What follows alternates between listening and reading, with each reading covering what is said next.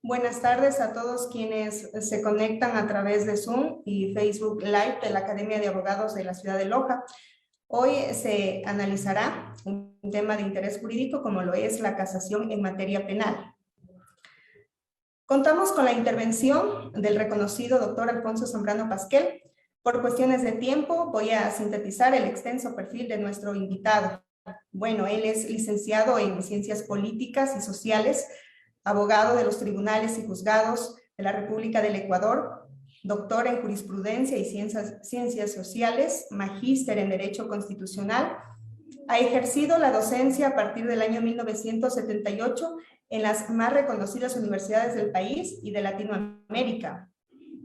Ha participado en múltiples eventos internacionales a partir del año 1981.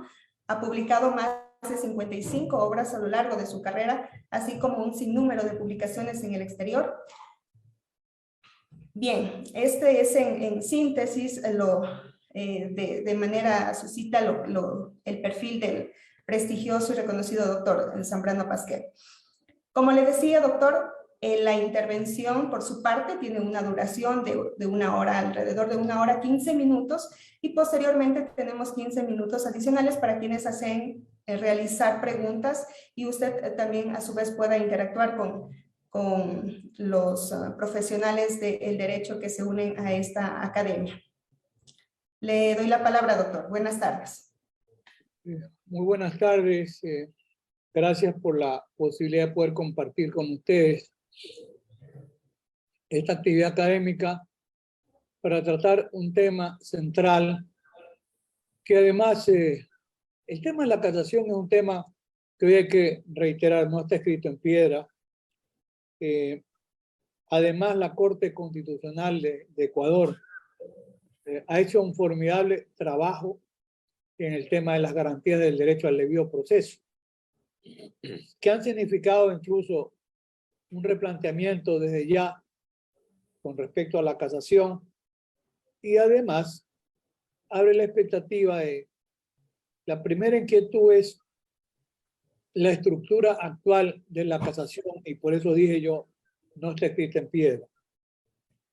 Es un recurso extraordinario, pero que en el Ecuador y en otros países está afectado por una gran limitación, y ya quienes se dedican a estudiar saben por qué lo digo. Ratificaré algunas ideas que son centrales en el tema. Está previsto como un recurso extraordinario, excepcional, como quiera que se lo llame. Pero yo no puedo partir de la idea de mirar comparativamente los recursos en el Ecuador. Porque, primero, ¿qué es lo que yo estoy retirado de la actividad formal de la docencia, porque me jubilé en la carrera de Derecho como profesor de la facultad, pero sigo vinculado a la actividad docente en el posgrado. Terminé hace poco de dar litigación oral penal para la Universidad Central de Quito, y en algún momento tuve la posibilidad de ser también docente en la Universidad Nacional de Loja, en la maestría en Derecho Penal. Yo daba la prueba en el proceso penal. Y sobre esto, a ver, quien pretenda ser un buen litigante en el área penal tiene que manejar bien la teoría del delito. Tiene que manejar adecuadamente la teoría de la prueba, la teoría del proceso. Tiene que saber litigar oralmente en las audiencias, ahora con el modelo acusatorio vigente del año 2000. Y además, tiene que conocer la estructura actual de los recursos que están previstos hoy en el Código Orgánico Integral Penal, que han experimentado alguna variación conforme yo iré de alguna manera expresándolo. Es justo reconocer el trabajo de juristas y enciclopédicos en esta área del derecho procesal, como el doctor Walter Guerrero Vivanco. Walter nació en Loja, pero él se queda radicado en Quito y llegó a ser presidente de la Corte Suprema.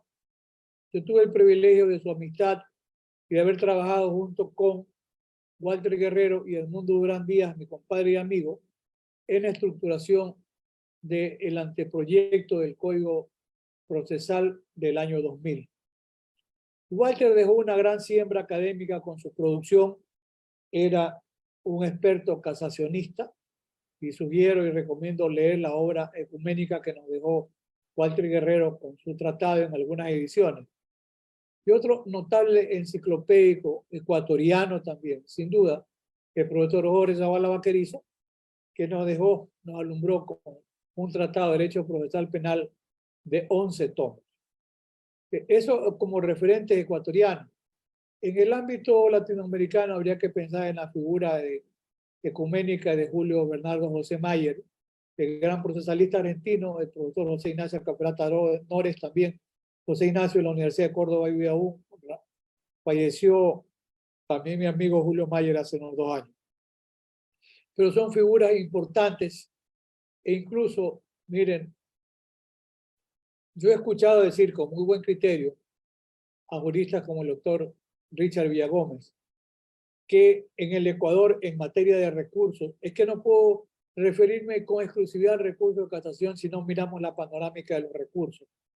El profesor Richard Villagómez dice que nosotros tenemos una suerte de híbrido, porque dice él que en la parte procesal se maneja un modelo adversarial un poco parecido al sistema norteamericano, y que en el ámbito de los recursos se sigue más bien un modelo continental europeo, y tiene razón en muchos de los aspectos, además que es un jurista muy reconocido. Fíjense que en materia de recursos, y con todas las dificultades que nos trae la apelación, que nos trae la casación, porque las sentencias de la Corte Constitucional de Ecuador han sido formidables en la consolidación del derecho al doble conforme, que no es lo mismo que la doble instancia. Pero yo les planteo la siguiente reflexión. En un sistema como el norteamericano, cuando como conclusión del proceso penal se dicta una sentencia absolutoria, fin de la historia, termina el proceso. ¿Por qué? Julio Mayer conversaba la última vez con Julio en un coloquio en el año 2016, invitados por el Ministerio de Justicia del Perú, y estaban allí juristas como César San Martín Castro, el presidente de la Corte Suprema de Perú, estaba el profesor Jordi Nieva Finol, había llegado a España, estaba Cancio Mellado, y había otro profesor, Brusone, también argentino, y además de un ex fiscal, Pablo Sánchez Velarde, es decir, y un amigo, José Antonio Neira Flores, magistrado de la Corte Suprema de Perú. Era una artillería peso pesado para conmemorar los 10 años, que eran en realidad 14 años de vigencia del Código Procesal Penal de Perú. Y ahí conversaba con Julio, y Julio comentaba algo en mi página web, que está en las 3w.alfonsozambano.com. Hay alrededor de 20 libros míos en formato digital, incluyendo uno, el estudio introductorio del Código Orgánico Integral Penal, que se publica en el año 2014. Tiene más de 900 páginas los 3 tomos. Y en el tomo tercero está dedicado al libro segundo, que es el que se refiere al proceso penal. Y ahí ustedes pueden encontrar que yo refiero el hecho de que cuando se dicta una sentencia absolutoria por un tribunal penal, llamémoslo de garantías penales, como dice el Código Orgánico actualmente, debe terminar el proceso. Hay una razón de fondo. ¿Cuál es el juez más calificado y de mejor competencia para emitir una sentencia? Aquel que recibe la prueba. Ahí se cumplen los principios de la oralidad, de la publicidad, el derecho al contradictorio, la continuidad o concentración, y un aspecto muy importante que es el que tiene que ver con la inmediación del juez con la prueba. Fíjense, si este modelo se siguiera, no tendríamos las dificultades que han habido y que han llevado a la sentencia a la que me voy a referir luego de la Corte Constitucional. A lo largo de mi experiencia, pues en realidad yo vivo como litigante dedicado a las defensas penales. La cátedra me sigue gustando mucho. Usted dijo 55 libros, en realidad son 58 libros ya publicados. Y hay 5 más que están en prensa, 2 en Argentina, 1 en Colombia y 2 en Quito. Pero los libros también son algún estímulo más académico que económico. Yo vivo en la actividad profesional y uno dedicado exclusivamente a las defensas penales. Y uno sabe, decían las abuelas, nadie sabe el mal de la olla sino la cuchara. Todas las dificultades que hay. Y hace muchos años yo tenía la preocupación y decía, bueno, si en primera instancia lo absuelven y en apelación ratifican el estado de inocencia, ¿qué pasa si va en casación y en casación lo condenan? ¿Qué es lo que motiva una de las sentencias de la Corte Constitucional? Si Julio Mayer me decía, en 2016, la última vez que conversamos coloquialmente con Julio, me decía, mira, en esta parte del sistema norteamericano tiene razón. El tribunal lo declara inocente y termina la historia. Si uno mira la Constitución, están previstos los recursos en favor de ¿quién? Del justiciable. Si se mira el artículo 8 del Pacto de San José, que tiene el conjunto de garantías, el conjunto de garantías judiciales son las garantías del derecho al debido proceso, es decir, aquellas que respetan la convención, los mandatos de la Corte Constitucional, la jurisprudencia, etc. Y en esa construcción del sistema interamericano de derechos humanos, el derecho a recurrir está previsto en favor de ¿quién? En favor del justiciable. De paso les digo, está presentado por parte mía un proyecto de reformas o anteproyecto, para hablar ahí con alguna propiedad, de propuestas de reformas al Código Orgánico Integral Penal, incluyendo lo que tiene que ver con los recursos, a lo que le daría algunos minutos. En la estructura actual, en general, de los recursos, y el recurso de apelación, porque en el fondo, ¿qué son los recursos? Son mecanismos de impugnación por una sentencia que causa agravio al justiciable. Si nosotros tuviéramos un sistema que determine que, dictada una sentencia absolutoria, termina el proceso, no habría las dificultades que nos hemos encontrado. Porque ya la Fiscalía tuvo la posibilidad de presentar como titular de la acción penal las pruebas, fueron discutidas mediante el derecho al contradictorio en una audiencia de juicio y finalmente el tribunal resuelve. ¿Debiera causar estado esa decisión? Por supuesto que sí. Pero está previsto, y así hemos aceptado el marco normativo, en afectación de los derechos justiciables, la interposición de un recurso de apelación por parte de la Fiscalía y por parte de un acusador particular. Por aquí vamos entrando a la posibilidad primero de mirar el recurso de apelación. Es un medio de impugnar una sentencia condenatoria, debiera ser así. Pero como está previsto, es un medio de impugnar una sentencia, incluyendo las sentencias absolutorias. Claro, porque ese es un recurso que queda residenciado en manos de la Fiscalía también. En algunos de los aciertos que había en la estructura normativa del anteproyecto del Código Orgánico Integral Penal, se había previsto que cuando hubiese una sentencia absolutoria en el primer nivel, si en la apelación se ratificaba el estado de inocencia, terminaba el proceso y no había ningún recurso más. Era ya un avance, pero finalmente quedó como está. Aunque hubiese una segunda sentencia absolutoria, ¿verdad? En ese momento todavía se abre el camino para la casación con el riesgo que existe. Entonces, para decirlo brevemente, el recurso de apelación, que es un medio de impugnación, permite la revalorización de los hechos y permite la revalorización de las pruebas. Ya vamos a ver que hay una diferencia con la casación.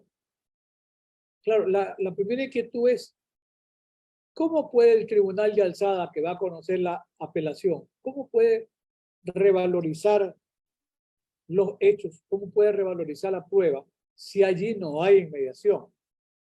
Por eso, un notable profesor español que dirige el máster en argumentación jurídica en la Universidad de Girona y de razonamiento probatorio, como se llama el masterado, Jordi Ferrer Beltrán, dice y destaca la importancia de la motivación que tiene la sentencia, porque si la sentencia está adecuadamente motivada, entonces el tribunal de alzada sí puede reexaminar el contenido de la sentencia, y yo diría, porque lo menciona el profesor Jordi Ferrer Beltrán, son importantes los libros de él sobre razonamiento probatorio y estándares de prueba, igual que lo de Larry Laudán, de la profesora Carmen Vázquez en materia de razonamiento probatorio, los del profesor Jordi Nieva Finol de la Universidad de Barcelona. Es decir, hay un cúmulo de procesalistas españoles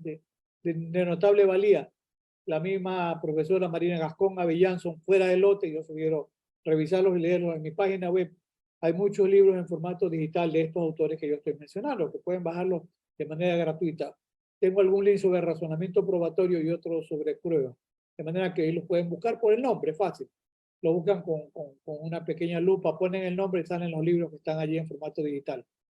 Pues bien, el profesor Jordi Ferrer Beltrán dice que importante es que se pueda incluso grabar la audiencia, que es un tema que nosotros tenemos previsto que se grabe, porque recuerden ustedes, el Código Orgánico Integral Penal dice que para la fidelidad de la audiencia tiene que haber un acta resumen.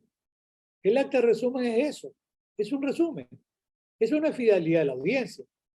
La fidelidad de la audiencia está en el contenido real y ojalá que siempre fuese el contenido en audio y video. Alguna vez me consultaba una presidenta de sala penal en Guayaquil, que había sido mi alumna en la carrera de Derecho en una de las universidades. Y ella me decía, tenemos una preocupación, tenemos nuestro íntimo convencimiento que el tribunal, para absolver a un miserable acusado de violación, no hizo una adecuada valoración de la prueba. Pero, ¿cómo podemos nosotros tener una impresión real? Porque dice, además, la motivación es insuficiente. Un poco lo que sostenía y sostiene el profesor Jordi Ferrer Beltrán, la motivación suficiente. Sobre esto yo he visto sentencias que por falta de la motivación suficiente declaran la nulidad y lo hacen de manera correcta, porque lo que están aplicando es el mandato constitucional que hoy ha tomado una suerte de carta de ciudadanía o de residencia, porque la disposición de la Constitución que está allí la hemos leído y releído, que dice las resoluciones de los poderes públicos deberán ser motivadas. No habrá motivación si en la resolución no se enuncian las normas o principios jurídicos en que se funda y no se explica la pertinencia de su aplicación a los antecedentes de hecho. Ahí están los presupuestos fácticos y los presupuestos jurídicos. Y aplicando, y además, como dice la Constitución, si no se encuentran debidamente motivados, se consideran nulos. Y en algún momento, con buen criterio, salas de Corte Superior, al examinar el recurso de casación, encuentra que una sentencia no está debidamente fundamentada o motivada y declaran la nulidad para que el tribunal vuelva a dictar. Claro, el mismo tribunal ya no, porque tiene que excusarse, porque hay una afectación de la garantía del derecho al debido proceso en la garantía constitucional de la motivación y tendría que ser otros jueces. Lo mismo ha pasado alguna vez en sede casacional. La Corte Suprema, antes de examinar, aprecia que la sentencia tiene gravísimos errores de fundamentación, declara la nulidad y dispone que otro tribunal cumpla con fundamentar adecuadamente. Mire, ese es un excelente mecanismo que no siempre es utilizado. Pero yo le decía en este caso que me era planteado por una exalumna, tómense el tiempo, un día sábado, ustedes se van a sentar, van a ver y escuchar la audiencia de juicio, lo que sustanció el tribunal, y ustedes van a tener un mejor criterio. ¿Qué es lo que plantea el profesor Jordi Ferrer Beltrán? Eso hicieron en la corte en Guayaquil y después de una semana me llamó esta ex alumna mía y discípula y me dijo que me agradecía muchísimo porque habían podido escuchar, ver la audiencia y consecuentemente me han llegado al convencimiento de una inmotivada razonamiento del tribunal. Me preguntó qué hacer. Y dije, les quedan dos vías. O ustedes declaran la nulidad y obligan a que otro tribunal fundamente, o ustedes, en virtud de que pudieron reexaminar los hechos y reexaminar la prueba, dicten la sentencia que corresponde. Si fue injusta la ratificación de inocencia de un miserable violador, revóquenla y condenen. Terminaron revocando y condenando. Entonces, sí hay mecanismos de control del razonamiento que hacen los tribunales inferiores. Ahora bien, el recurso de apelación requiere de una fundamentación que se hace en la audiencia de juicio. Aquí hay un tema interesante. Aprecien ustedes, para los que ejercen o los que se dedican a estudiar, o dan clase y tratan de hacerlo bien, el recurso de nulidad desapareció hoy del Código Orgánico Integral Penal. Cuando conversábamos, más que discutíamos, con Walter Guerrero y Edmundo Durán, la estructuración del anteproyecto del Código Procesal Penal del año 2000, Edmundo Durán Díaz fue quien sugirió que suprimamos el recurso de nulidad. Claro, yo le dije, bueno, pero ¿cómo conversábamos? ¿Puedes explicarnos por qué? Y me dijo una cuestión de fondo que la voy a repetir. Me dijo, mira, ¿qué es lo primero que hace un juez cuando va a resolver? De oficio, examina si no hay causa de nulidad. De entrada, es lo primero que hace. Si no hay causa de nulidad, el juez incluso declara que no hay causa de nulidad. Y se continúa con el examen del proceso. Pero tenía razón el profesor Edmundo Durán Díaz. De esa manera, a lo largo de la experiencia, pues yo he litigado más de 45 años y a lo largo de la experiencia de vida litigando, esos recursos de nulidad no funcionaban. Se los fundamentaba, se los sostenía en una audiencia y después de escucharlo el tribunal decía no hay causa de nulidad, chao. Y se había perdido un tiempo importante. Pero, ¿existe o no el derecho a reclamar por la nulidad? Sí, tanto en la apelación como en la casación. Les planteo un caso real. Omito los nombres, pero caso real. Está publicado en algunos de mis libros, pueden bajarlo en mi página web, y ahí están todas las sentencias en ese caso y todos los recursos planteados. Pues bien, se anuncia la prueba en etapa intermedia. La jueza, que sustanciaba la etapa intermedia, califica procedente la prueba anunciada y dice que se la practique en audiencia de juicio. Cuando se llega a la audiencia de juicio, el tribunal dispone que se practique la prueba como correspondía, pero ya a lo largo de la sustanciación de la prueba no la practica. No la practica. Yo era abogado que intervenía en el caso y con todo conocimiento le dije, a ver, esta prueba fue anunciada, fue aceptada por la jueza de sustanciación. Y ustedes, Tribunal del Juicio, la han aceptado, la han declarado admisible al ordenar que se sustancie la audiencia, pero no la han practicado. Ustedes están dejando en indefensión al justiciable. Y es una de las garantías del derecho al debido proceso. El derecho a la defensa es una garantía inviolable.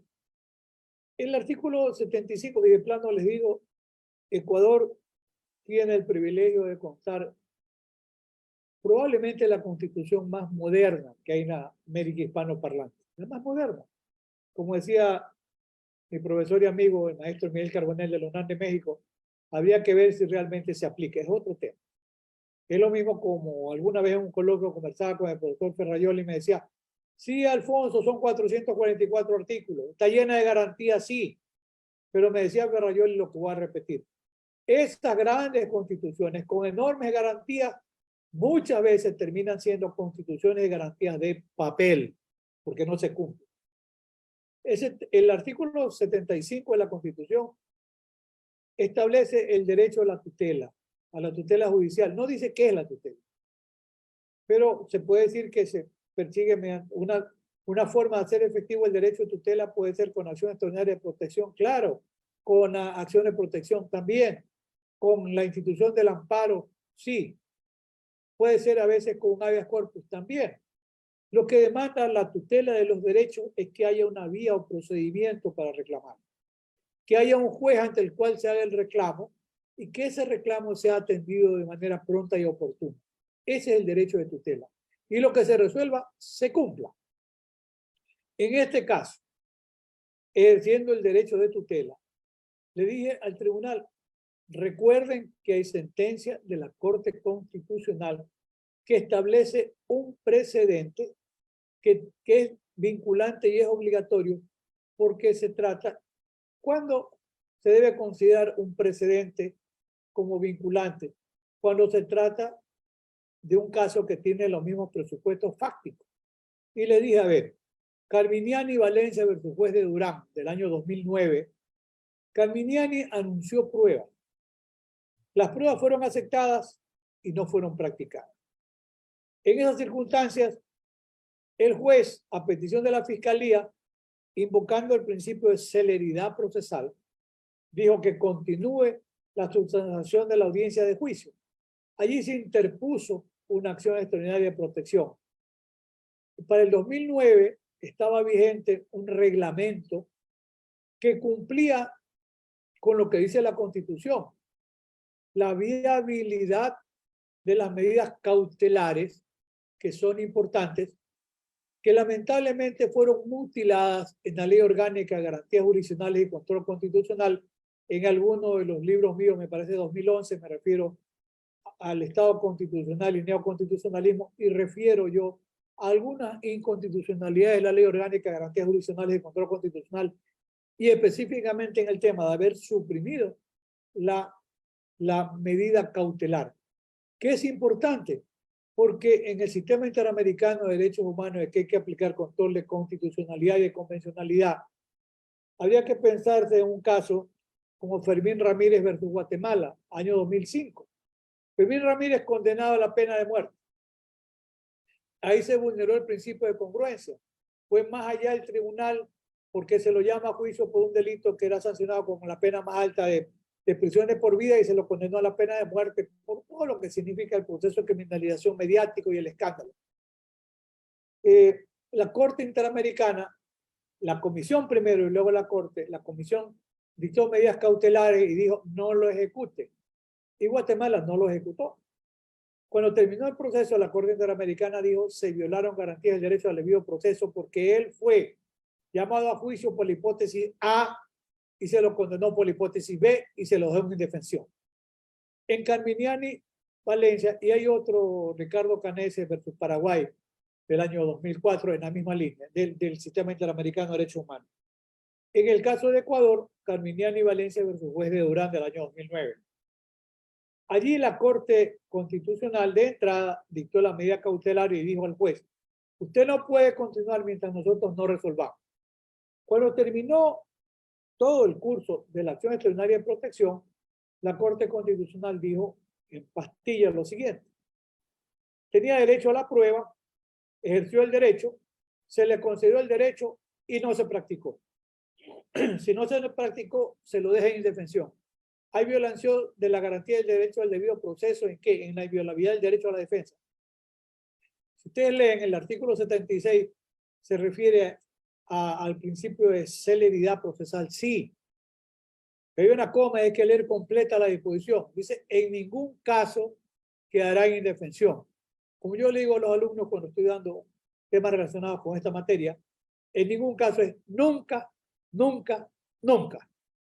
Si ustedes hacen anuncio de una prueba y la prueba es aceptada, tiene que ser practicada. En este caso que les comento, por supuesto que se hizo reclamo fundamentadamente ante el tribunal y el tribunal omitió practicar una prueba que el propio tribunal había declarado admisible. Pero es que se iba contra el tiempo y había la necesidad política, entre comillas, de que sea un proceso llevado por el tren bala a alta velocidad. Cuando se dicta la sentencia condenatoria del primer nivel, además de la apelación, yo propongo, y esto tiene que ver con el comentario, no está el recurso, pero existe la excepción procesal penal perentoria de nulidad del proceso penal. ¿Por qué? Por violación de una garantía constitucional, pues. Recuerden ustedes que la Constitución es la norma de las normas, como dice el profesor Carlos Bernal Pulido de la Universidad Externada de Colombia, que hoy está en la Comisión Interamericana, antes fue juez de la Corte Constitucional de Colombia, y seguramente Bernal Pulido va a ser juez de la Corte Interamericana. La norma de las normas es la norma suprema.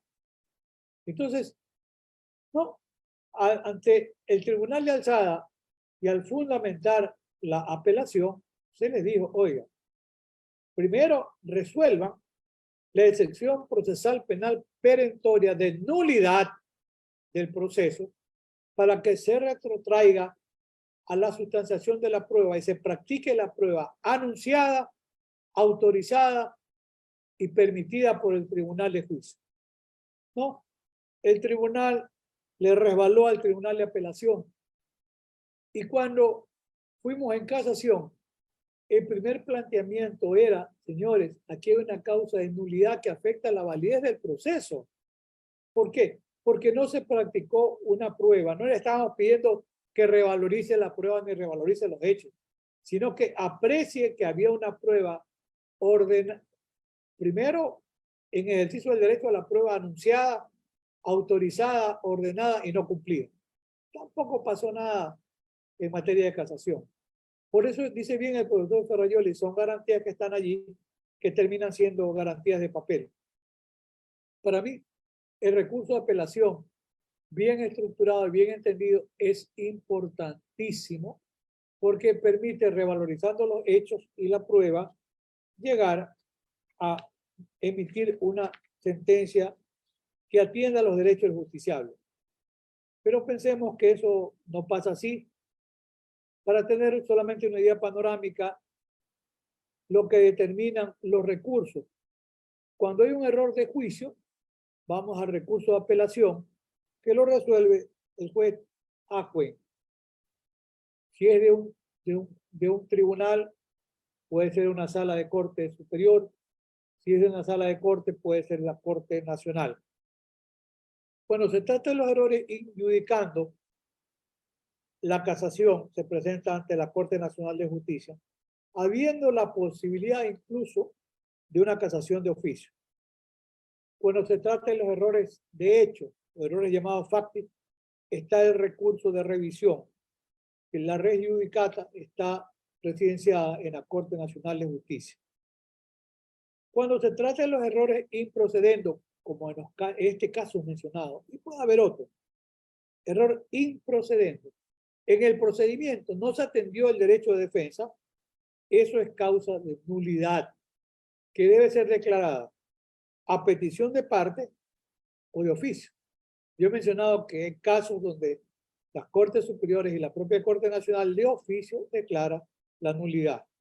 O puede ser a requerimiento de parte. Entonces, no resuelve la nulidad el propio juez que da motivo para la nulidad, sino un tribunal de alzada, como se llama un juez ad quem. El tribunal de origen, el tribunal acuo o acuo.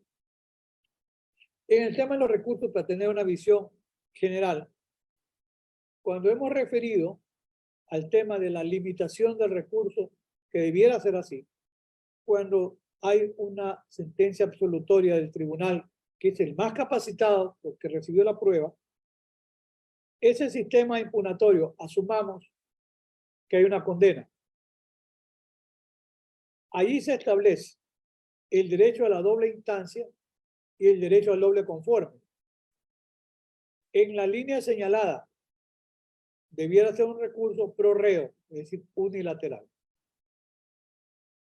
Está previsto en el Ecuador hoy, en el sistema de impugnación, una propuesta bilateral de los recursos, porque lo puede proponer la Fiscalía General del Estado y el propio procesado. E incluso en el Ecuador hay el mecanismo de ser multilateral. El sistema de impugnación, ¿en razón de qué? De que puede recurrir el procesado, el acusador y la fiscalía. Ahora, para entrar en la materia, que es el fondo de esta invitación, la casación es un recurso, decía al inicio, extraordinario, excepcional, sí, pero muy importante. La mejor doctrina, pueden revisar lo que dice el doctor Zavala, el doctor Walter Guerrero, lo que decía Edmundo Durán, lo que decía Julio Mayer, Cafera Tanore, etc.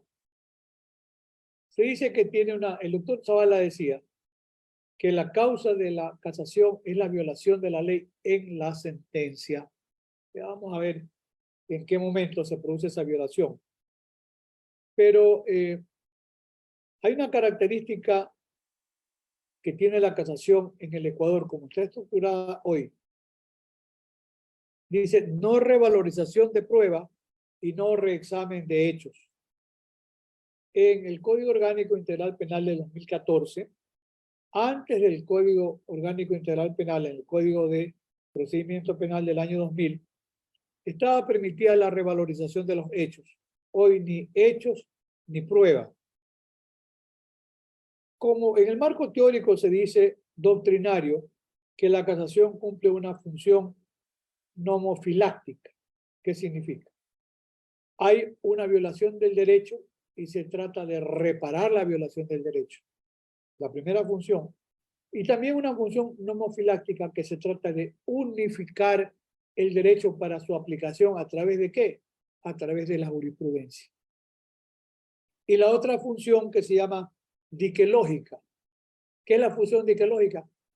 Si se comprueba que hay violación de la ley en la sentencia, no solo se va a reparar la violación, no solo se busca la uniformidad de la interpretación mediante la jurisprudencia, sino que además en esa propuesta diquelógica se busca reparar el agravio que se le produce al justiciable.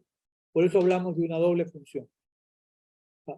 Veamos cómo está contenida en el Ecuador las causales y luego haremos algunas observaciones al sistema. El artículo que permite acercarnos o revisar el tema de la casación establece 3 causales, además de consignar aquello de que no puede haber revalorización de hechos ni revalorización de pruebas. Y las causales tienen 3 motivos. Yo decía hace un momento, el doctor Zavala decía que las 3 causales estaban englobadas porque dice el 656, el recurso de casación es de competencia de la Corte Nacional de Justicia y procederá contra las sentencias cuando se haya violado la ley. Pues por eso el doctor Zavala decía, se trata de la violación de la ley, pero las modalidades están explicadas allí. ¿En qué caso? Por contravenir expresamente a su texto, por haber hecho una indebida aplicación de ella o por haberla interpretado erróneamente. Sobre esta limitación de no poder revalorizar los hechos y no poder revalorizar la prueba, que yo ya lo he planteado en un coloquio cuando estaba hablando sobre el derecho al doble conforme. Y no solo es un problema de Ecuador. Yo les hago esta gran pregunta. ¿Es que eso significa que los jueces de los niveles inferiores son infalibles? No hay juez infalible. Como decía el profesor Tarufo, que es gran procesalista, pero es extraordinario en el tema de razonamiento probatorio y valoración de las pruebas. Él decía, las inferencias probatorias nos pueden llevar a un convencimiento, pero hablar de una verdad absoluta es imposible. El juez llega al convencimiento de que esta es la realidad. Y por eso lo que se demanda, como en su momento dice el profesor perfecto Andrés Ibáñez y también don Manuel Atienza, lo que el juez tiene que hacer es razonar, valorar la prueba y llegar al convencimiento, porque ojo, hay una valoración racional de la prueba. Y como consecuencia de la valoración racional de la prueba tiene que haber la emisión de una sentencia debidamente motivada. Pero insisto en la pregunta hace un momento, ¿los jueces inferiores son infalibles? Jamás. Ronald Dworkin, el autor de Los Derechos en Serio, alguna vez decía, él hablaba del juez Hércules. En ese trabajo de mi autoría que está gratis en mi página web, yo planteo que era un trabajo de investigación. ¿Existe una única respuesta correcta? No, no hay. Dworkin decía, y hacía referencia al juez Hércules, infalible. Ese juez Hércules es para la mitología. Los jueces, claro que se equivocan.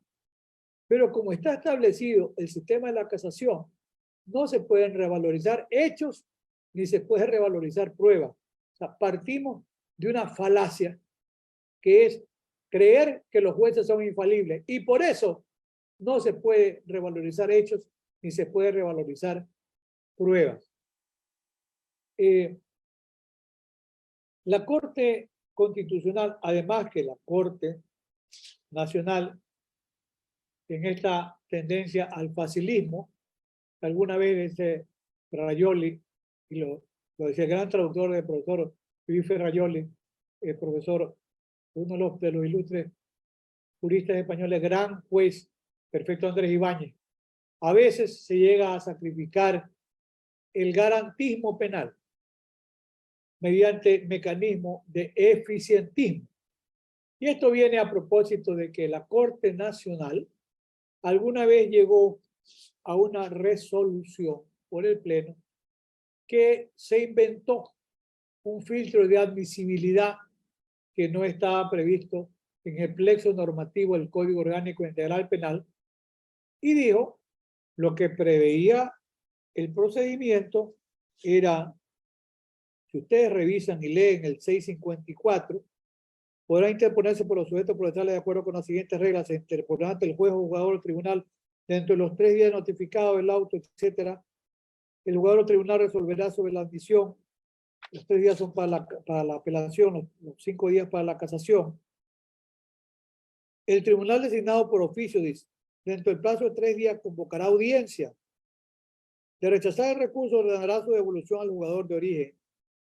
De esta decisión no hay recurso alguno. Y luego el numeral tercero, el recurso se sustanciará, resolverá una audiencia que se analizará dentro del plazo de 5 días contados desde la convocatoria. Si ustedes revisan el texto original del año 2014, allí no había ese presupuesto de admisibilidad. Esa fue una interpretación equivocada de la Corte Nacional, que en una resolución del Pleno dijo, hay un presupuesto de admisibilidad que determina que tenga que examinarse si el recurso reúne o no los requisitos para ser admitido. Pero entonces significaba que había una doble instancia de calificación. De entrada para decir reúne o no los requisitos y luego entraban a calificar las causales.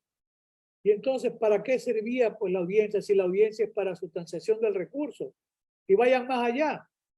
La casación, aunque mal planteada, aunque mal fundamentada, la casación puede ser incluso declarada de oficio, como dice el numeral 5. Si se estima procedente, se pronunciará sentencia menando la violación de la ley. El numeral 6, si se observa que la sentencia ha violado la ley, aunque la fundamentación del recurrente sea equivocada, de oficio se la admitirá. Entonces, si estaba prevista la casación de oficio, era un equívoco gigante que se haya establecido un filtro de admisibilidad. Lo que pasa es que se buscaba el eficientismo y muchos recursos eran declarados inadmisibles con el argumento que no estaban debidamente motivados. Veamos las causas por las cuales podría, y luego miraremos ya lo que ha dicho la Corte Constitucional, muy importante, por supuesto, en tema de derecho al doble conforme, en el tema de apelación y en tema de casación. La primera causa para poder presentar un recurso de casación es falta de aplicación. Y aquí está, cuando el ADCUEN deja de aplicar a su judice la norma jurídica, esto es, pese a que se encuentran cumplidos sus presupuestos hipotéticos. Y aquí planteamos un ejemplo cuando, por ejemplo, cumplido los presupuestos del artículo 141 del COI, no se declara la existencia de femicidio. O sea, están los elementos que determinan la contravención expresa. Pero aquí surge una inquietud. ¿Cómo determina la contravención expresa la Corte, el Tribunal de Alzada de Casación, si no puede reexaminar los hechos, si no puede revalorizar la prueba? Es una tarea muy compleja. Y ya les voy a dar alguna idea o respuesta qué hacer. El otro presupuesto o causa para la casación es la indebida aplicación. Ocurre cuando el adjue escoge y aplica una norma de derecho que no corresponde a los hechos en materia de resolución, lo que se llama error de pertinencia. Por ejemplo, ¿qué pasa si los elementos llevan al convencimiento de que se ha cometido el delito de robo y no de hurto, o viceversa, es hurto y no es robo? O un caso de homicidio simple y no es un homicidio simple y en realidad es femicidio. Fíjense lo duro y difícil que es poder apreciar la indebida aplicación. Si el tribunal está vedado poder reexaminar los hechos y revalorizar la prueba. Hay un interesante opúsculo del profesor Enrique Bacigalupo Zapater, don Enrique, como yo le digo con todo respeto, es uno de los más notables penalistas latinoamericanos, junto con mi querido amigo Raúl Zaffaroni, para mí, y por edad son las figuras más importantes que tiene Argentina en su momento. Sí, don Edgardo Dona también es un gran penalista, pero es un poco más joven que ambos. Pero el profesor Bacigalupo, por la doble nacionalidad, llegó a ser magistrado del Tribunal Supremo Español. Y él tiene un importante opúsculo por su experiencia y su carrera como magistrado del Tribunal Supremo, que se llama precisamente la revalorización de los hechos en casación penal. Es que si el juez no reexamina los hechos, ¿cómo puede aplicar si ha habido una indebida aplicación, si ha habido una contravención expresa al texto de la ley, o si hay una errónea interpretación que podría ser la tercera causal? Aquí no se trata de un error de selección de la norma. La norma jurídica está correctamente seleccionada, pero equivocadamente interpretada. Las reglas de interpretación están en el artículo 13 del Código Orgánico Integral Penal, que habla de la interpretación jerárquica, integral, pro homine, restrictiva, no extensiva, no analógica, salvo el caso que se trate de una analogía en buena parte, no en mala parte. Fíjense ustedes lo difícil que puede resultar. Y entonces, ¿qué puede ocurrir en la práctica? Que el Tribunal de Casación se limite a decir que no hay violación de la ley en la sentencia, que la sentencia está, como pasaba en más de un momento, debidamente motivada. Ahora, primer gran problema de los problemas a los que tratamos de encontrarle respuesta. Si hay tiempo, me referiré de alguna manera al recurso de casación y al recurso de revisión, a la importancia que tiene.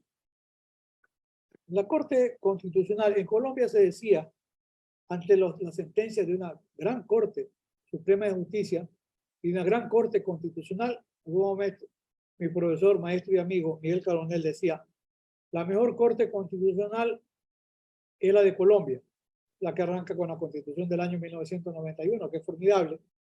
Yo le decía esto para el año, que era mi maestro en Constitucional, el año 2010 o 11. Yo le decía, sí, pero la Corte Constitucional de Perú, Tribunal Constitucional, hay juristas notables como César Landa Arroyo, una gran formación, con extraordinarias sentencias. Él me decía, sí, son importantes.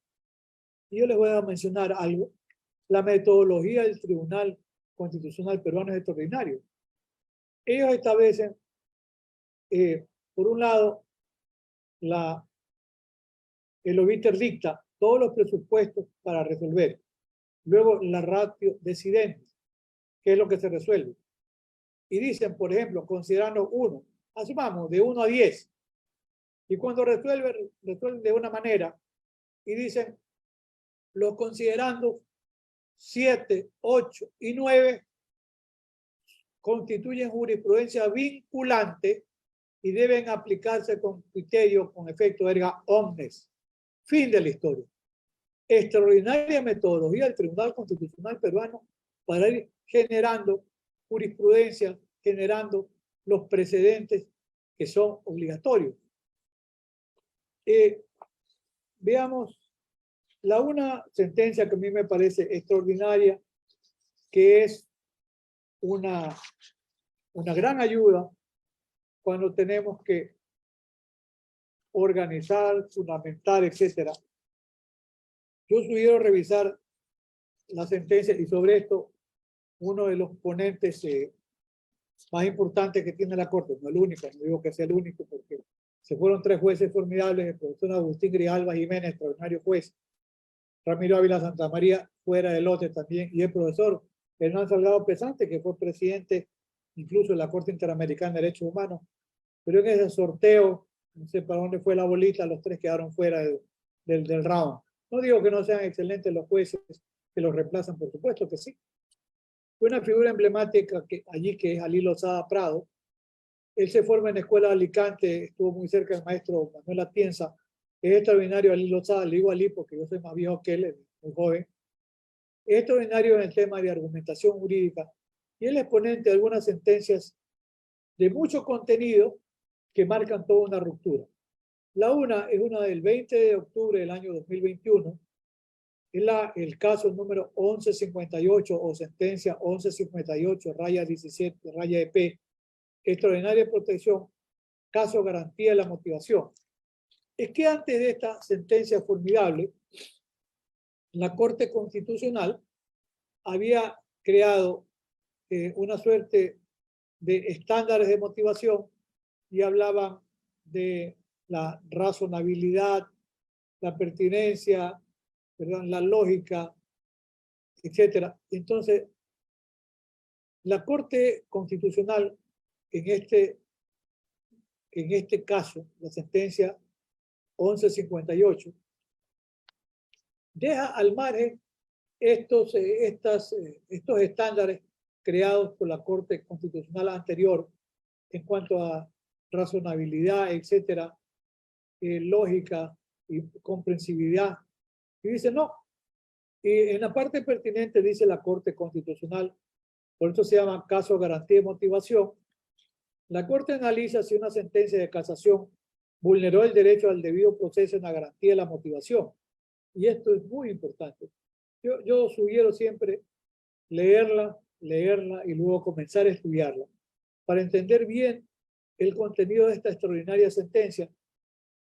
Para ello realiza un balance sistemático de la jurisprudencia de la Corte Constitucional.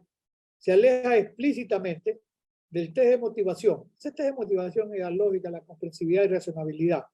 Y con base en la jurisprudencia reciente de la Corte establece varias pautas para examinar cargos de vulneración de la referida garantía. Esas pautas incluyen un criterio rector. Criterio rector, recuerden, criterio primario, según el cual toda argumentación jurídica debe tener una estructura mínimamente completa. Mínimamente completa, es decir, no puede faltar. De conformidad con el artículo 76, numeral 7 de la letra L de la Constitución. Las pautas también incorporan una tipología de deficiencias motivacionales. Y eso es importante tomarlas en consideración para que ustedes puedan cotejar. Si una motivación cumple o no con los estándares de esta sentencia 1158. Es decir, de incumplimiento de dicho criterio rector. Dice, inexistencia. No existe la motivación inexistente. Dice, de acuerdo con la prueba testimonial. Sí, pero ¿cuál es la prueba testimonial? De acuerdo con la prueba pericial, pero sí, ¿cuál es la prueba pericial? Eso no es motivar. Eso es una motivación inexistente. La insuficiencia, a medias. Estos testigos declararon A, B y C, pero hay otros testigos y no se valora lo que dicen los otros testigos, que probablemente son los testigos que han sido presentados por la defensa. Y la apariencia, quieren sostenerlo gráficamente, una suerte de cuento. No hay ninguna motivación. Eso es aparente. Y dice, esta última surge cuando la argumentación jurídica incurre en algún tipo de vicio motivacional, como son la incoherencia. Es incoherente los presupuestos con los que luego resuelve. La inatinencia no corresponde a lo que se está resolviendo. La incongruencia, ¿verdad? Son contradictorios. Y la incomprensibilidad. Bueno, hay que traer un diccionario chino para entender qué es lo que hace, qué es lo que hace el juez que resuelve. Pero hay sentencias gigantes de la propia Corte Nacional. 600 páginas. Y 600 páginas. ¿Qué ocurre? Hay citas a pie de página en alemán y en portugués.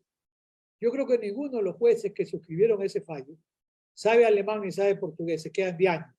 Pues copia y pega, copia y pega, copia y pega.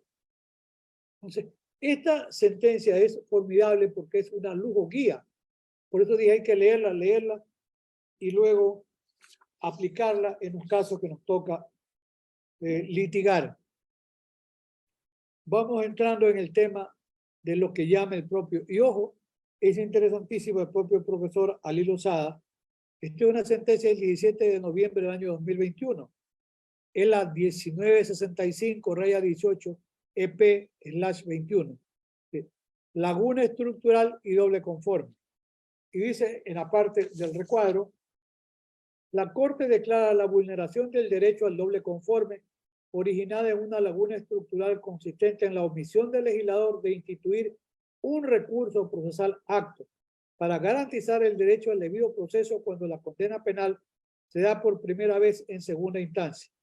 En consecuencia, la Corte habilita con efecto interpartes un recurso a ser regulado por la Corte Nacional de Justicia que garantice el derecho al doble conforme en el indicado supuesto, hasta que el legislador cumpla la orden también emitida en esta sentencia de colmar la referida laguna. El ejemplo con el que yo empecé esbozando algunas ideas de esta charla. Y aquí está el supuesto. El Tribunal Penal, que es el que recibe la prueba, dicta una sentencia absolutoria. Como proponía Julio Mayer, y lo sostiene también el doctor Zavala, y yo lo sostengo en el tercer tomo de mi estudio introductorio del Código Orgánico Integral. En 3 tomos, los bajan gratis, mi página web está más o menos 950 páginas los 3 tomos. Y yo sostengo, bueno, si es el tribunal más calificado, debiera terminar el proceso. Si fuese así, no tendríamos este problema de esta laguna estructural, porque precisamente como está previsto el recurso de apelación de una sentencia absolutoria, nos encontrábamos con ese problema. El Tribunal de Garantías Penales dicta sentencia absolutoria. Va en apelación y el Tribunal de Apelación revoca el estado de inocencia y lo condena. Y en este caso que motiva la ponencia del profesor Ali Lozada Prado, sucede que el justiciable intenta un recurso de casación y el recurso de casación con ese famoso filtro de admisibilidad se lo declara de entrada sin lugar. ¿Qué pasó al final de la jornada? Que se queda en indefensión. Habiendo sido absuelto en el primer nivel y ratificado el estado de inocencia, el tribunal de alzada en apelación lo condena y el Tribunal de Casación le inadmite la casación. Y ahí termina la historia. Entonces, esta sentencia importante del profesor Ali Lozada, la 1965-18 EP/21, viene a colmar esta laguna estructural y dice, no, el justiciable tiene derecho al doble conforme. Hay que tener cuidado, a veces se confunde, la doble instancia es el derecho al recurso. El doble conforme es el derecho que tiene el justiciable y es precisamente en el caso de una sentencia condenatoria. ¿Qué derecho del justiciable a recurrir para qué? Para que un tribunal de alzada examine su situación y de pronto revoca la condena. O en el peor de los escenarios, ese tribunal de alzada confirma la condena. Entonces, por eso hay una doble conformidad de condena. Ese fue un avance significativo y sobre esto en Colombia se hablaba del choque de trenes. Pero en el Ecuador la Corte Constitucional en muchos momentos ha sido, eso sí, como una especie de locomotora arrolladora en el tema de respeto a la garantía del derecho al debido proceso, como las que hemos mencionado. Hay otra sentencia muy significativa del 8 de diciembre del año 2021, es la 8-19-IN y acumulados es la 21, es de interpretación de norma. Dice en el recuadro, la presente sentencia declara la inconstitucionalidad por la forma de la resolución número 10-2015 emitida por la Corte Nacional de Justicia el 5 de julio del 2015 y publicada en el registro oficial número 563 el 12 de agosto del 2015. Por conexidad se declara la inconstitucionalidad del Código Orgánico Integral Penal por no contemplar un recurso idóneo para garantizar el derecho al doble conforme de los procesados en juicios penales cuando la primera condena es dictada en casación. Es otro el escenario, otro el caso diferente al que había propuesto el profesor Ali Lozada.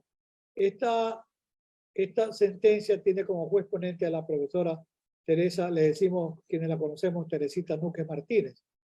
Hace este extraordinario trabajo porque era el otro escenario. ¿Qué pasaba en el mismo ejemplo que yo empecé dando la pequeña charla de hoy? Primera instancia, absuelto. Segunda instancia, absuelto. Pero la fiscalía o la acusación persiste y viene en casación, que no puede revalorizar ni pruebas ni hechos, y la Corte Nacional revoca el estado de inocencia, lo declara sin lugar y lo condena. ¿Qué hacer ahí? Nada.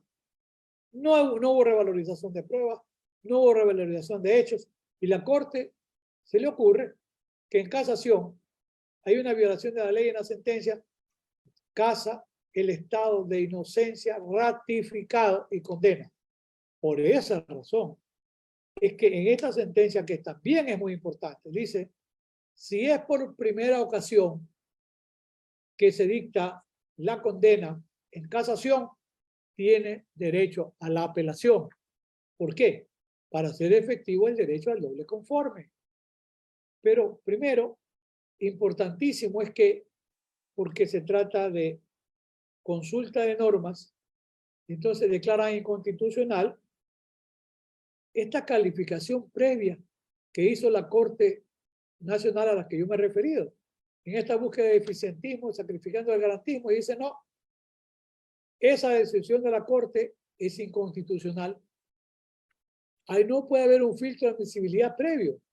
Ese filtro de admisibilidad, por completar la unidad con recurso de revisión, es propio para la revisión y no para la casación, y yo le agrego, con más razón cuando hay casación de oficio.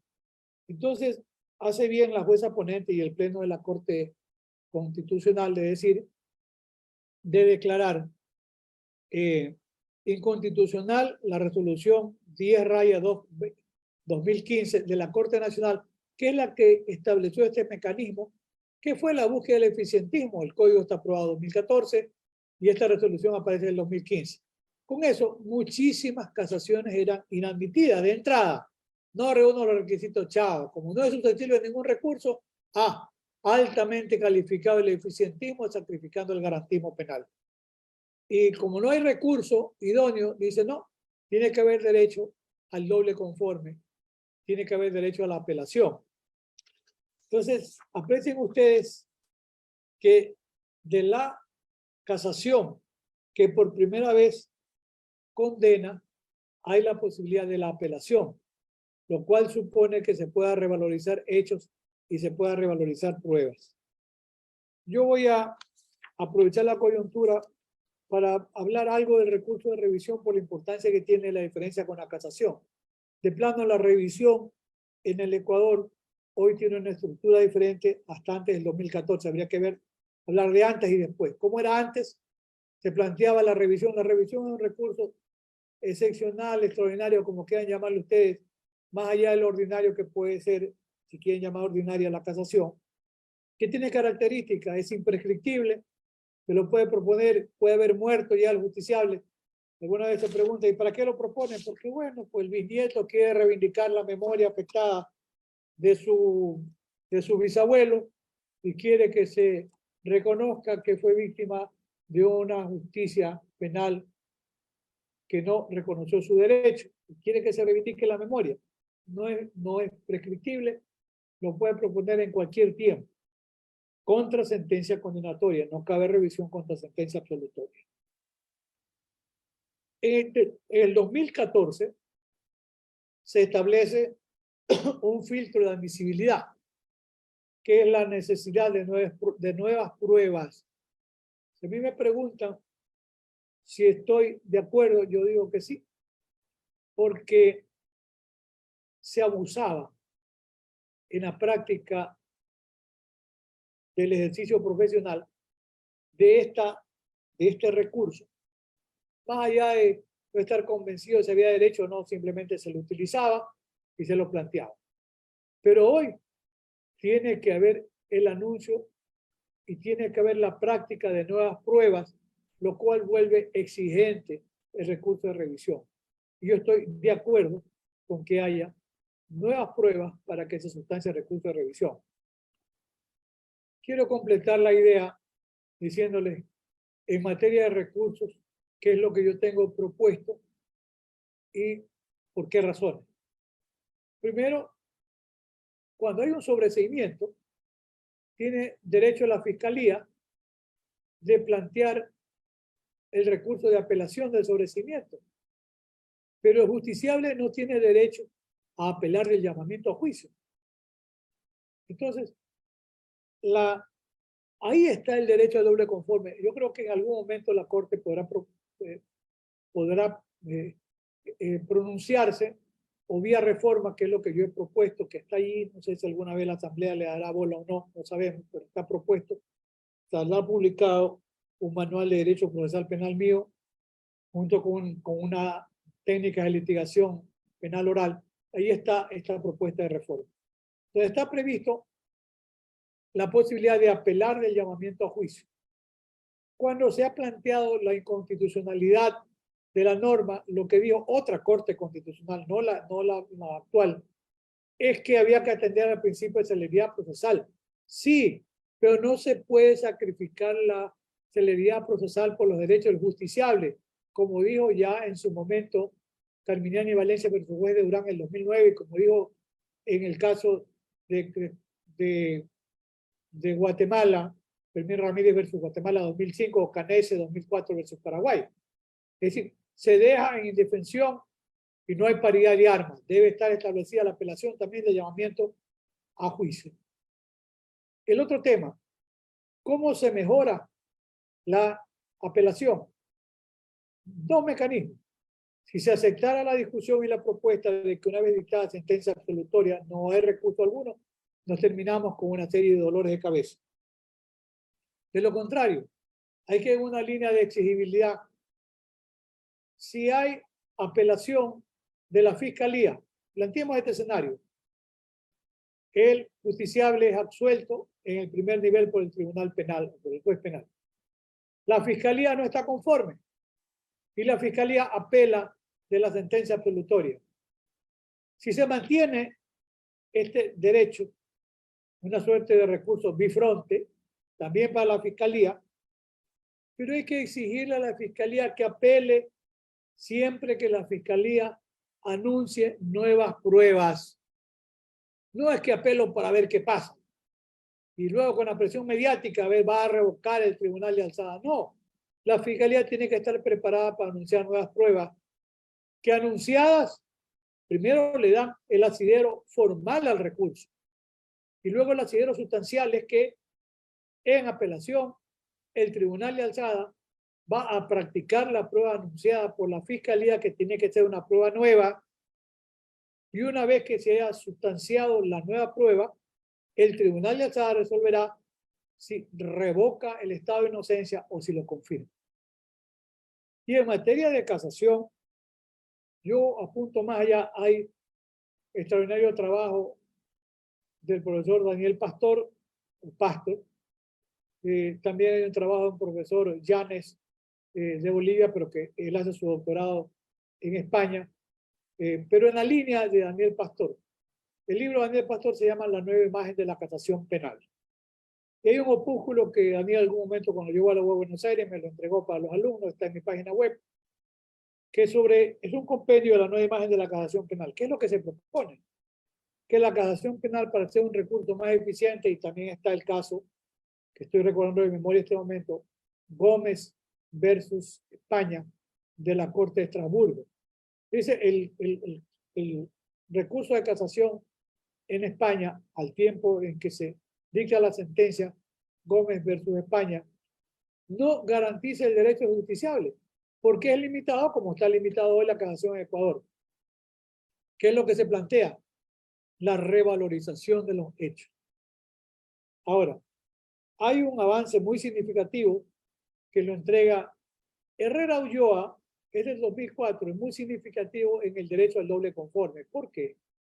Aunque era un caso que parecía no tener importancia, Costa Rica no tenía un código procesal penal que contemplara la apelación, sino directamente la casación. Entonces, ¿qué ocurre? La Corte Interamericana dijo en Herrera Ulloa versus Costa Rica que no se garantizaba el derecho al doble conforme de la sentencia del primer nivel. ¿Por qué? Porque Costa Rica no tenía recurso a apelación. Entonces se condena a Costa Rica, se revoca la condena, y después Costa Rica hace la reforma del Código Procesal Penal, da paso a la apelación. Hasta allí había cumplido lo que decía la Corte Interamericana en la labor de seguimiento, pero más allá. En el año 2006, Costa Rica dicta una ley orgánica de casación que puede ser examinada en mi página web. Tiene aspectos muy importantes que yo los tomo como fuente normativa para la propuesta de reforma. A ver, primero, el Tribunal de Casación puede y debe revalorizar hechos y revalorizar pruebas, porque por lo que dije al inicio, no hay juez infalible. Los jueces se equivocan y por eso debe haber la posibilidad de revalorizar pruebas y revalorizar hechos. Dos, el Tribunal de Casación, si no está conforme, como va a revisar toda la prueba, puede de oficio disponer la práctica de nuevas pruebas. Y finalmente, los sujetos procesales tienen derecho a pedir nuevas pruebas en casación. Esa es la casación. Yo no hablo del futuro. Año 2006 han pasado 16 años. Nadie se ha atrevido a decir, esa ley de casación de Costa Rica no vale, inconstitucional, viola derechos humanos. Al contrario, esa ley de Costa Rica, que debe ser imitada como buen modelo, permite que se cumpla con esta propuesta. Incluso lo que habíamos comentado al inicio, ¿verdad? La propuesta de qué lógica. Claro, la justicia también es a favor del justiciable y no solo la propuesta nomofiláctica de uniformar la jurisprudencia y de tratar de superar la violación de la ley que se da en la sentencia. Yo creo que por razón del tiempo ha sido maratónico, pero quiero agradecerles muchísimo. Si hay alguna pregunta que sea pertinente con lo que yo he expuesto, está bien. Espero que quede subida en las redes para tener la posibilidad de poderla compartir. Yo tengo más de 280 videos en mi cuenta en YouTube y espero incorporar también esta conferencia con ustedes. Doctor, respecto a la última parte que usted refiere, ¿no? Que la casación también debe valorizar en su momento prueba y hechos. ¿No se convertiría, no dejaría de ser un recurso y pasaría a ser otra instancia? ¿No lo verían los jueces de esta manera? ¿Qué importa lo que piensen los jueces? Los jueces pueden pensar lo que quieran, pero hay que mirar los derechos justiciables. Sí, yo he escuchado el criterio. Puede ser una tercera instancia, no sé. Yo he litigado toda la vida, litigué cuando no había casación. Y era más importante la tercera instancia. Yo recuerdo un caso emblemático, para tener idea. En primer nivel, la Corte, en primer nivel, los tribunales, porque eran tribunales de juicio y de sentencia, dictó una condena por delito preterintencional. Yo sostenía que este es un caso que yo lo defendí cuando yo tenía 26 años de edad, por si acaso. Yo empecé a litigar recién graduado, solamente en temas penales como hasta ahora, nada más. Ese caso, lo menciono, había la interrupción para mí del nexo causal, porque pongamos una fecha. Hoy se produce un enfrentamiento a golpe entre dos personas. La muerte se produce después de 45 días. La consecuencia de la muerte, estallido del hígado. Yo soy autodidacta y los autodidactas tenemos una situación en desventaja que no tenemos buenos profesores o buenos instructores para que sean nuestros guías. Pero tenemos una gran ventaja que no recibimos las malas influencias de los malos profesores. Una ventaja. Pero hay que estudiar, creo que 4 o 5 veces más siendo autodidacta. Entonces, ¿qué ocurre? Y esto hay que manejar bien. Yo tenía a los 26 años, y está aquí esta biblioteca, que es la biblioteca de la casa, la otra está la más grande en la oficina, los manuales de medicina legal. Simonín, francés, Gajardo, chileno, Neo Rojas, argentino, Uribe Cuella, colombiano, Torres Torrija, mexicano. ¿Qué? Fui a estudiar en qué tiempo, qué tipo de lesiones del estallido del hígado. Una lesión gravísima. ¿Qué tiempo estiman los estándares que debe supervivir? No más de 72 horas. Y esta persona, entre el día 1 de la pelea y el día 45 de la muerte, no pudo haber supervivido 45 días con el hígado estallado, que era la causa de la muerte. Yo que sostuve que había una interrupción del nexo causal, pero yo era muy joven y litigaba con un abogado que sí sabía bastante penal, por supuesto que sí. En el primer nivel, el juez declaró a mí patrocinado, me dijo, ha hecho una gran defensa. Sí, pero porque yo lo tuteaba, yo empecé a hacer prácticas penales desde muy joven y trabajaba gratis en los juzgados para aprender. Entonces yo conocía al que era juez, que había sido secretario, y nos tuteábamos y él me dijo coloquialmente, has hecho una gran defensa. Sí, pero tú debes convencerte porque teníamos ese nivel de confianza, que mi patrocinado es inocente. Pero es que mira la calidad de abogado con la que litiga. ¿Y qué tiene que ver eso? El hecho, ¿cómo termina? Lo condenan a 3 años por homicidio intencional. Va a la corte y la sala de la corte le aumenta a 6 años la condena en apelación. Había tercera instancia. Y en tercera instancia la Corte Suprema examina la totalidad del proceso, revaloriza los hechos, revaloriza la prueba y acepta el planteamiento, la tesis de defensa. Esto ocurrió en el año 1975.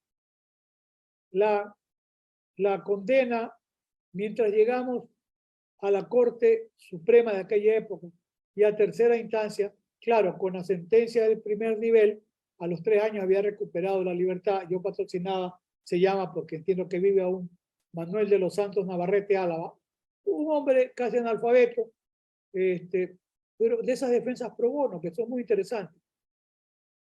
¿Cuándo la Corte Suprema resuelve de esta manera? En 1983, a los 8 años, la Corte le da la razón, no a mí, a Manuel de los Santos Navarrete Álava. Había la interrupción del nexo causal. Pero hoy, como está prevista la casación, perdonen la expresión, terminaría jodido el justiciable. O re jodido. Lo más fácil es decir, no hay lugar a la casación. Si a alguien no le gusta, no le gusta.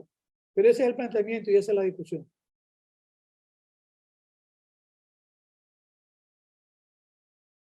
Doctor, frente a las circunstancias que usted ha detallado, ¿es necesario o qué criterio le merece a usted que se pueda realizar una sola ley de casación en torno a todas aquellas, a todas aquellas materias que tenemos en nuestro sistema jurídico, ¿no?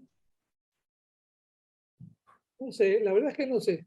Yo no me atrevería a opinar sobre la casación en materia civil ni laboral, ¿no? Yo me quedo con la casación penal, me dedico a lo penal y seguiré haciendo penal. Además, la casación penal es una especialidad. Lamentablemente, en el Ecuador, por la forma como ha sido manejada hasta hoy, es una casación preterida, pero deben alumbrar los tiempos para cambiar y llegar a lo que se llama la nueva imagen de la casación penal. ¿Por qué no plantearlo? ¿Quién estaría en desacuerdo? ¿Un justiciable estaría en desacuerdo? O lo más cómodo. Entonces regresemos pues al filtro de admisibilidad y entonces yo creo que 80% de los casos la Corte declaraba inadmisible la casación. O de los 3 casos decía, procede por el caso 1, procede por el caso 2. Y cuando llegamos incluso al nivel en que le dicen, tiene 15 minutos para exponer, porque estamos todos muy cansados y todos estamos muy ocupados. Ese es un tema también interesante que tiene que ser discutido. Miren, el tiempo para exponer y para intervenir tiene que estar relacionado muy de cerca con la importancia de los hechos que se debaten y se discuten. O sea, la complejidad del caso no es lo mismo la sustracción de un par de zapatos o de un celular que un caso de delincuencia organizada.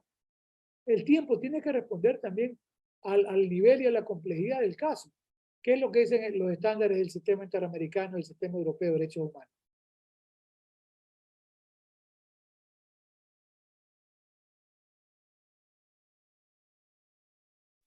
No sé si de pronto alguno de los intervinientes requiere hacer alguna pregunta o aclaración por parte del doctor.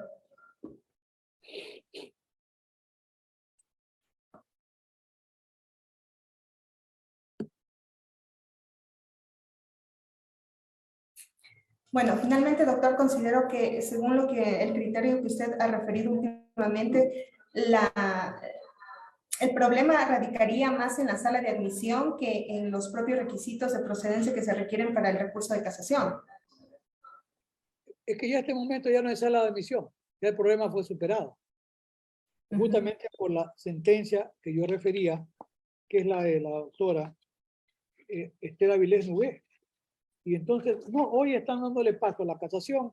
Yo le digo a los alumnos o a los discípulos, propongan la casación, díganle que ustedes se reservan el derecho a fundamentarla en la audiencia de sustanciación de la casación. Si gusta, invoquen la sentencia 8-19-IN, pero están admitiendo en este momento los recursos de casación. No admitamos la tesis de que todo el mundo es muy ocupado y tiene mucho trabajo. Por eso incluso aparece la resolución 04-2022 emitida por la Corte Nacional, que está publicada en el Registro Oficial 44-18 de abril del 2022, donde la Corte ya establece la forma como debe manejarse este derecho al doble conforme. ¿Cumpliendo con qué? Cumpliendo con el mandato, la jurisprudencia vinculante, con efecto erga omnes, que ha dictado y con muy buen criterio la Corte Constitucional de Ecuador. Bien, agradecemos al doctor por su intervención. Como es de su conocimiento, la academia pues está siendo transmitida a través de la página de la academia por Facebook y también esta intervención quedará grabada para efectos de su publicidad en sus redes sociales, doctor. Le agradecemos de todo corazón por haber acogido nuestro requerimiento y considerando más su prestigiosa carrera y sus múltiples actividades que le aquejan día a día. Le agradecemos mucho. Muchísimas gracias a ustedes. Con la venia me voy a retirar. Pasen bien.